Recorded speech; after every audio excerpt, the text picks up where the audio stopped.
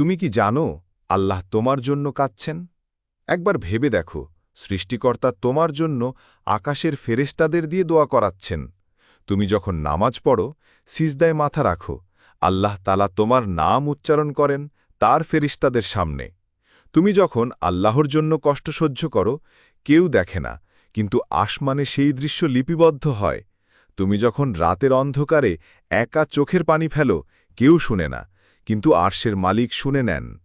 আমাদের channel subscribe করুন।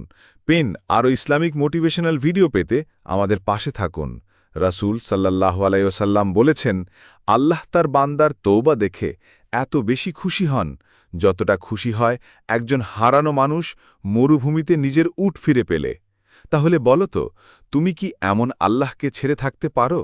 আজই ফিরে আসো, নামাজে দাঁড়াও, আরশের মালিকের দিকে হাত তুলে বলো, ইয়া আল্লাহ, আমি ফিরে এলাম।